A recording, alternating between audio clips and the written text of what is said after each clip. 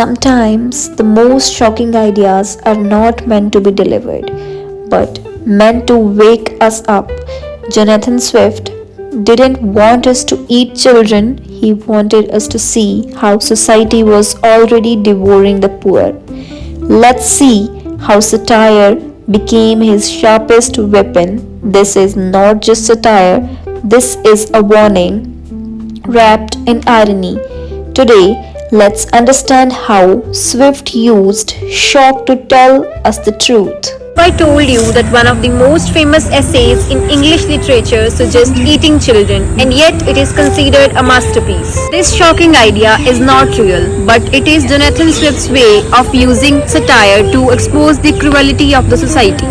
Today, I will explain how satire works in a modest proposal in very simple and clear words. What is satire? Before understanding the essay, we need to know a simple concept: satire.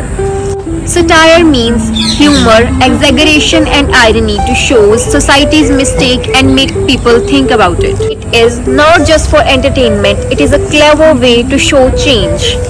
Swift wrote this essay in 1729 when Ireland was suffering from hunger, unemployment, deep poverty and British exploitation. The government ignored the suffering of the poor. Swift was angry, but instead of writing a normal complaint, he used shock to wake up the society. In the essay, Swift pretends to offer a solution. He suggests that the Irish families they should sell their babies as food for the rich people. Of course, this is not a serious proposal, but Swift uses this extreme idea to show how heartless has government and the wealthy people of Ireland had become. His real goal is to make people feel shocked, uncomfortable and finally aware of the real problem. Irony. Swift writes as if he is a helpful economist, but the idea is horrifying. This irony exposes the real cruelty of the society. Exaggeration. No one would ever eat the children. The exaggeration highlights the extreme suffering of the poor. Serious tone. Swift uses a polite, logical and calm language to describe a shocking idea. The contrast makes the satire stronger. Hidden message. Swift is actually saying the government already treats the poor like they don't matter. Look how cruel your policies are. Swift's real aim is not to eat children, but his aim is to wake people up.